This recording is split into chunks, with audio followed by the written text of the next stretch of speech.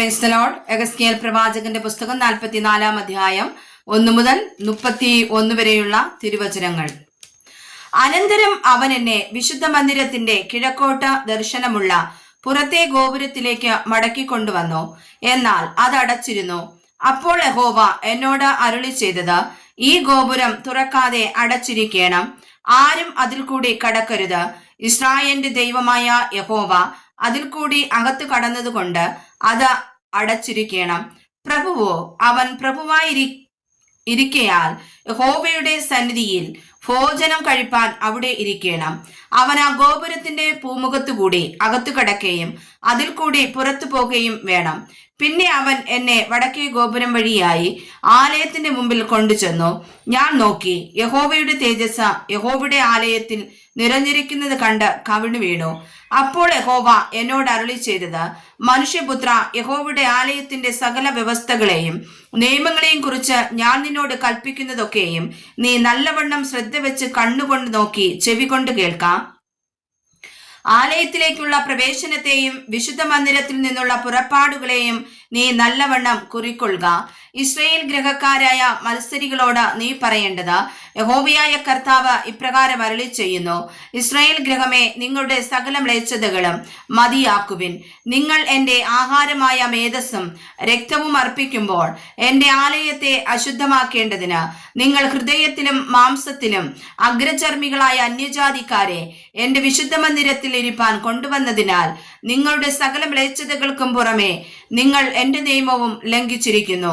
നിങ്ങൾ എൻ്റെ വിശുദ്ധ വസ്തുക്കളുടെ കാര്യം വിചാരിക്കാതെ അവരെ എൻ്റെ വിശുദ്ധ മന്ദിരത്തിൽ കാര്യവിചാരണയ്ക്ക് ആക്കിയിരിക്കുന്നു. യഹോവയായ കർത്താവ് ഇപ്രകാരം അരുളി ചെയ്യുന്നു, ഇസ്രായേൽ മക്കളുടെ ഇടയിലുള്ള യാതൊരു അന്യ ജാതിക്കാരനും ഹൃദയത്തിലും മാംസത്തിലും അഗ്രചർമ്മിയായ യാതൊരു അന്യജാതിക്കാരനും തന്നെ എൻ്റെ വിശുദ്ധ മന്ദിരത്തിൽ പ്രവേശിക്കരുത്. ഇസ്രായേൽ തെറ്റിപ്പോയ കാലത്ത് എന്നെ വിട്ടകന്നു പോയവരും എന്നെ വിട്ട് തെറ്റി വിഗ്രഹങ്ങളോട് ചേർന്നവരുമായ ലേവ്യർ തന്നെ തങ്ങളുടെ അകൃത്യം വഹിക്കണം. അവർ എൻ്റെ വിശുദ്ധ മന്ദിരത്തിൽ ആലയത്തിന്റെ പടിവാതിൽക്കൽ എല്ലാം ശുശ്രൂഷകന്മാരായി കാവൽ നിന്ന് ആലയത്തിൽ ശുശ്രൂഷ ചെയ്യണം. അവർ ജനത്തിനു വേണ്ടി ഹോമയാഗവും ഹനനയാഗവും അറുത്ത് അവർക്ക് ശുശ്രൂഷ ചെയ്യേണ്ടതിന് അവരുടെ മുമ്പിൽ നിൽക്കണം. അവർ അവരുടെ വിഗ്രഹങ്ങളുടെ മുമ്പാകെ ശുശ്രൂഷ ചെയ്ത് ഇസ്രായേൽ ഗൃഹത്തിന് അകൃത്യഹേതുവായി തീർന്നതുകൊണ്ട് ഞാൻ അവർക്ക് വിരോധമായി കൈ ഉയർത്തി സത്യം ചെയ്തിരിക്കുന്നു.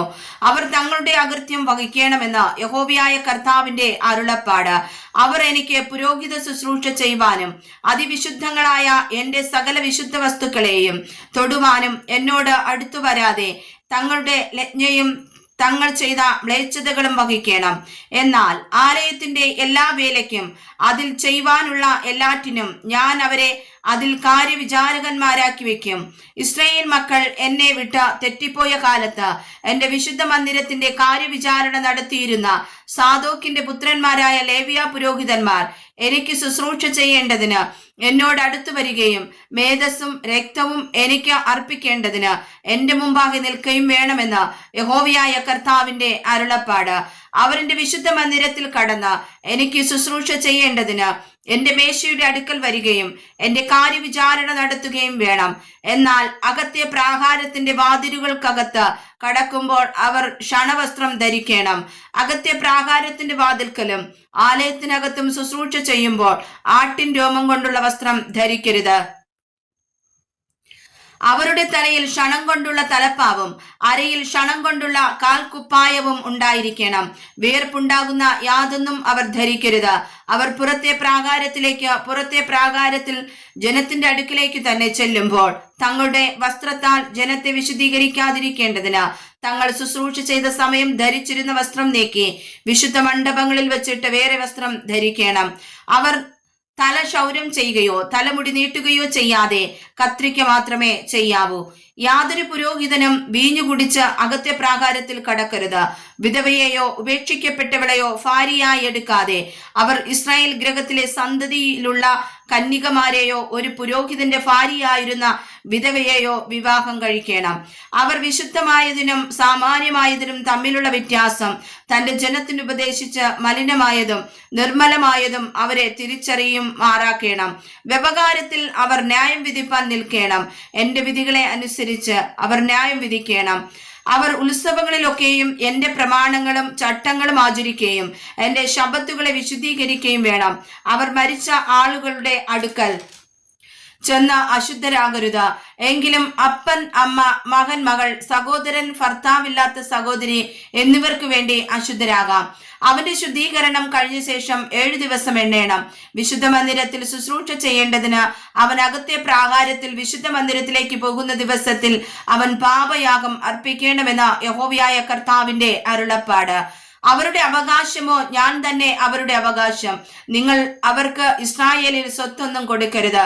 ഞാൻ തന്നെ അവരുടെ സ്വത്താകുന്നു. അവർ ഭോജനയാഗം, പാപയാഗം, അകൃത്യയാഗം എന്നിവ കൊണ്ട് ഉപജീവനം കഴിക്കണം. ഇസ്രായേലിൽ നിവേദിതമായതൊക്കെയും അവർക്കുള്ളതായിരിക്കണം. സകലവിധ ആദ്യഫലങ്ങളിലും ഉത്തമമായതും വഴിപാടായി വരുന്ന എല്ലാ വക വഴിപാടും പുരോഹിതന്മാർക്കുള്ളതായിരിക്കണം. നിന്റെ വീട്ടിന്മേൽ അനുഗ്രഹം വരുത്തേണ്ടതിന് നിങ്ങളുടെ തരിമാവിന്റെ ആദ്യ ഭാഗവും പുരോഹിതന് കൊടുക്കണം. താനെ ചത്തതും പറിച്ചു കീറിപ്പോയതുമായ പക്ഷിയെയോ മൃഗത്തെയോ ഒന്നിനെയും പുരോഹിതൻ തിന്നരുത്. വായിച്ചതായ വചനങ്ങളാൽ കർത്താവ് നമ്മെ അനുഗ്രഹിക്കുമാറാകട്ടെ. ആമേൻ.